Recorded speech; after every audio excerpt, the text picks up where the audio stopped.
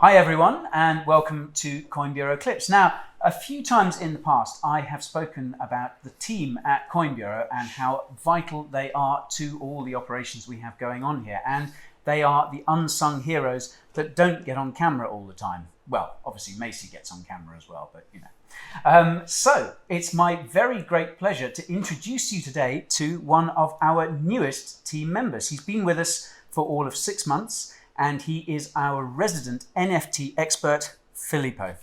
Well, that's what you could say at least. Hi, thank you very much for having me. Hello everyone, I'm Filippo. Started working for the Coin Bureau around 6 months ago, in June really, and ever since been loving it.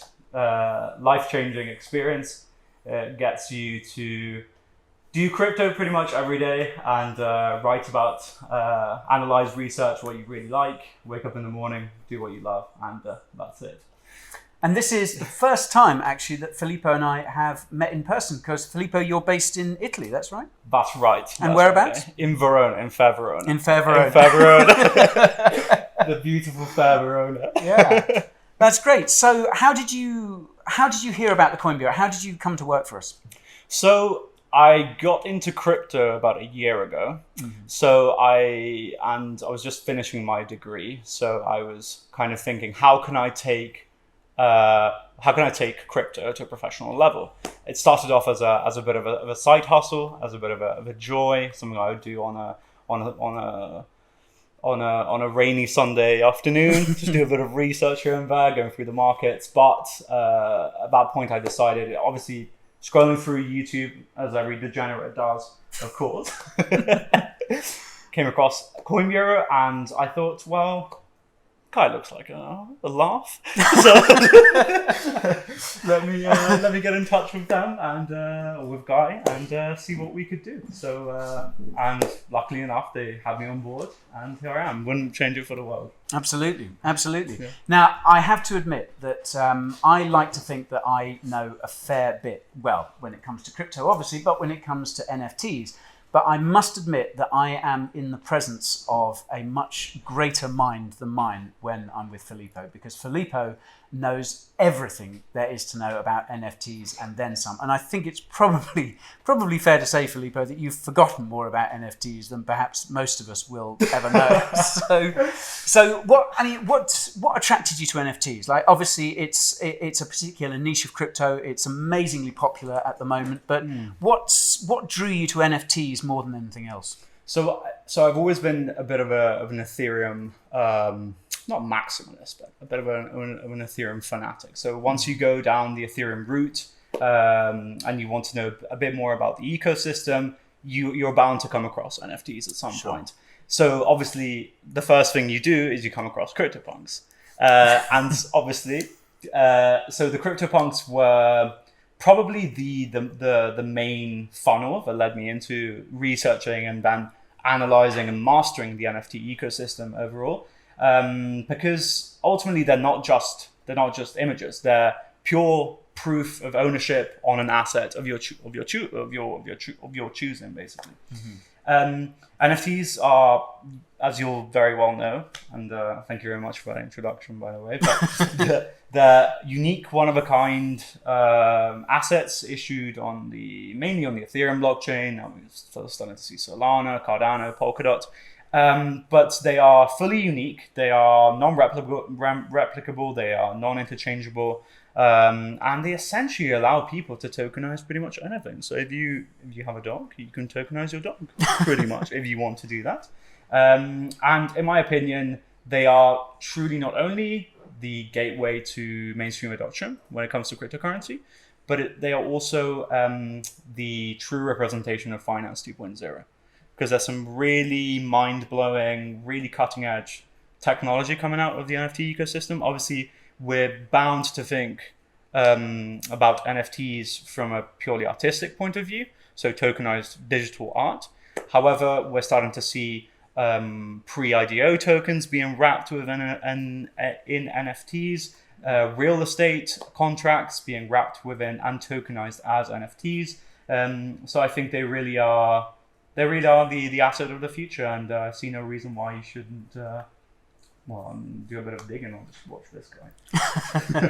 And it's interesting, isn't it? Because we were talking earlier off camera about just the sheer potential of NFTs, and obviously, I think for a lot of people, perhaps the first they hear of NFTs is through things like CryptoPunks or the Bored Ape Yacht Club, which you said you're a massive fan of as well. Yes, of course. And obviously, the potential there is incredible. But there are so many other fields, aren't there? That I mean, as I say, like perhaps CryptoPunks and Bored Apes are kind of almost the entry to NFTs. But actually, when you dig a little deeper and you go into fields like sports and music, and also art and things like that, then the potential begins to kind of explode, doesn't it? There's so much that we can do. So yes, absolutely. And I think when you're considering NFTs from a purely artistic standpoint, you could say the Bored Apes and the CryptoPunks are really the first mover advantage within the NFT ecosystem. Mm-hmm. But they at the same time are the gateway drug into other NFTs, into different spheres. As we were having a great conversation earlier about gaming, the role of in-game NFT assets, the role of NFTs within the sporting scene, as we've seen with SoRare, as we've seen with other blockchain protocols starting to incorporate this whole new non-fungible token infrastructure to their functionality. So I'm personally, I foresee probably digital land as being one of the most exciting environments to be in. So the realtors are soon going to be moving from the traditional real estate world to the more DeFi infused real estate, NFT based. So we're talking sort of the likes of Decentraland and the Sandbox, and presumably, I mean, there are going to be tons of other virtual worlds coming in their wake. Absolutely. I think we're talking, yes, exactly. We're talking about virtual reality, so augmented reality environments in which people can tokenize themselves or purchase an avatar and roam around in a GTA format around these VR realities, and basically interact as we are now. But we could so easily sit down, tokenize a sofa, and have a conversation like this between two avatars. Yeah, a Bored Ape and a CryptoPunk, for instance. And it's amazing, isn't it? Because I think, as you said earlier, like one of the big leaps that people need to make is from this idea of purely existing in the physical world, which I think is, which is what the barrier that most people tend to butt up against when it comes to talking about NFTs. They go, well, these things there's nothing tangible behind them. These things, what's so valuable about digital land? You can't live in it. You can't build a house in it. It can't keep you warm and dry and all that sort of stuff. Mm-hmm. But I think perhaps when you talk to people people who are gamers, people who already spend a lot of their time online or in kind of virtual gaming worlds and all that sort of stuff. Once they make the leap, once their mind is able to understand that a virtual existence can be just as a bigger part of life as an actual real existence, then suddenly the kind of NFT use case just sort of it all suddenly makes sense. It becomes streamlined, and it, as you said, it really does make sense. It's just when we're thinking about I think the recent occurrence or the recent what's happened in the last year and a half or so really has emphasized this idea of othering ourselves in a way. So, and NFTs have provided that medium to do so. And there's most definitely a creative / artistic innate side to us to explore ourselves in a parallel reality, in something that isn't merely physical, but we want to view that. We want to view ourselves. It's like looking at yourself in the mirror, ultimately, isn't it? Your tokenized avatar. And obviously, we're still at the very early stages in the development of this technology.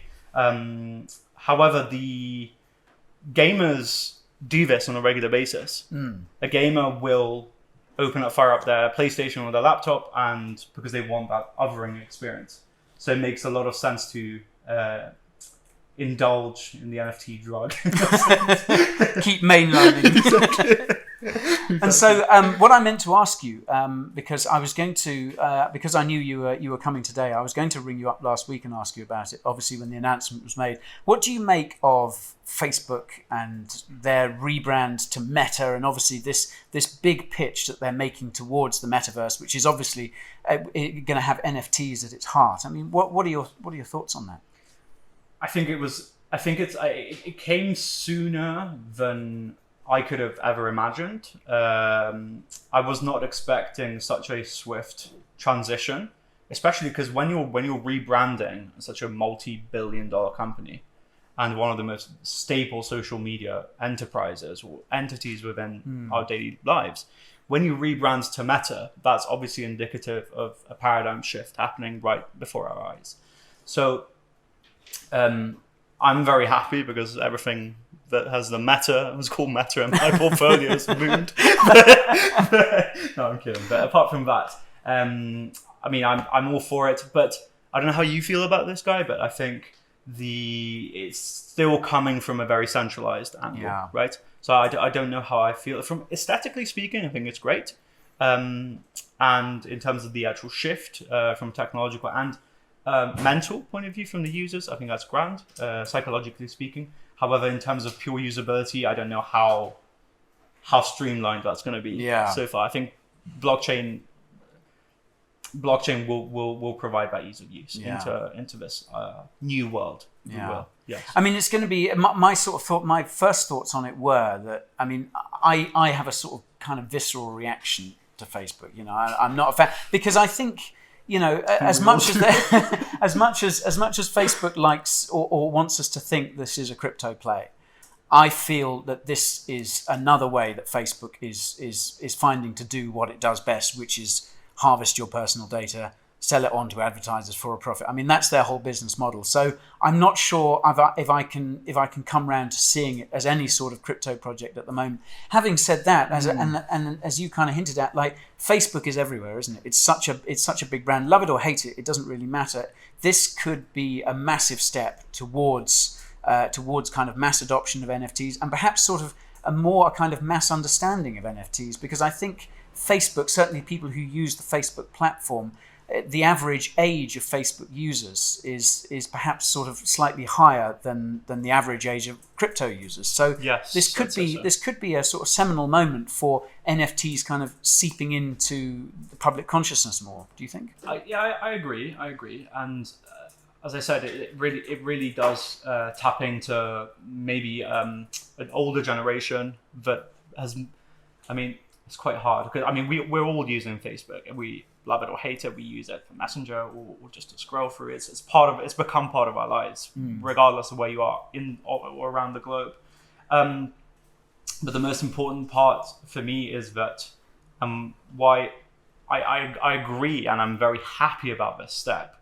It's just one of the main things that drew me to NFTs in the first place was the royalties. So capturing revenue on secondary and tertiary sales.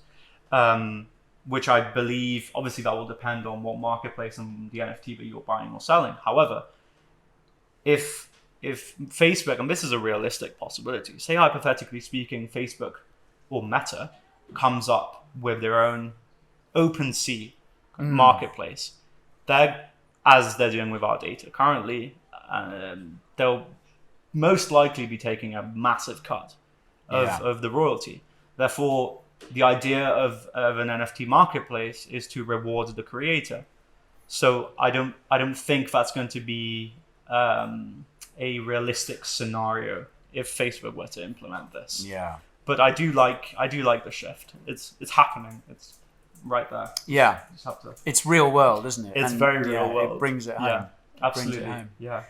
And well, I mean, there's just so much to unpack with NFTs, isn't there? So much potential. I mean, we've touched on gaming, we've touched on the metaverse, we've touched very briefly on things like music and art and sports in particular. I mean, again, we were talking about this earlier, weren't we? The difference perhaps between people who play computer games for large periods of time and then what I think gets termed legacy sports fans. You know, these people who have been for much of their lives sort of actually turning up in person, going to a football match, going to a baseball game, going to a hockey game, whatever it is, handing over their money in order to do this. And suddenly the world of NFTs is being opened up to these guys as well. And again, you think if this is something that they can get on board with, if they can kind of get their heads around it and see all the benefits that can be built into that, and I think a lot of sports clubs, a lot of sports teams are waking up to this. Then again, this is another field, and you just feel, I don't know about you, I kind of feel the sky's the limit here, and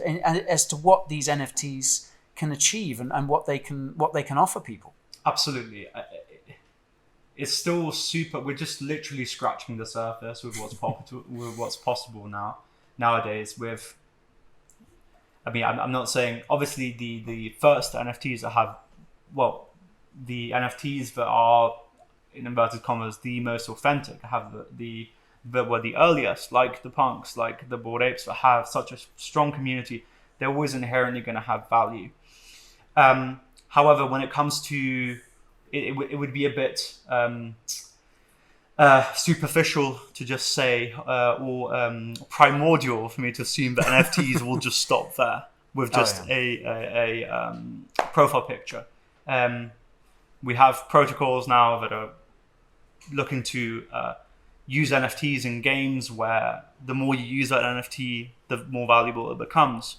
In music, you have creators being able to actually capture all those secondary royalties, and it really levels the playing field. It really makes it more democratic. So the sky truly is the limit here, and I'm excited to be a part of this, and I think Guy is too. So I sure am.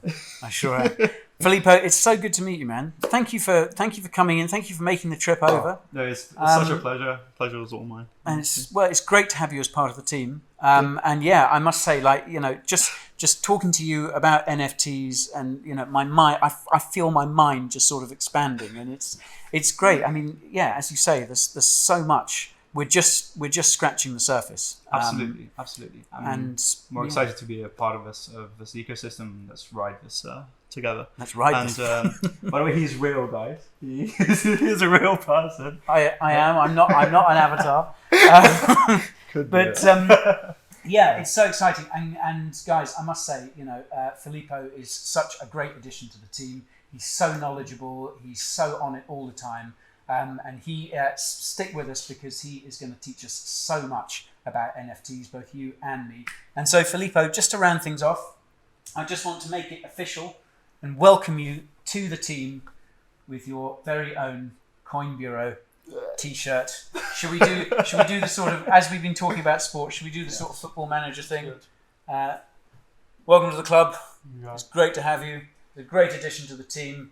I can't wait. He's going to score hat load of goals. Brilliant. Welcome aboard, son. Thank you very much, Guy.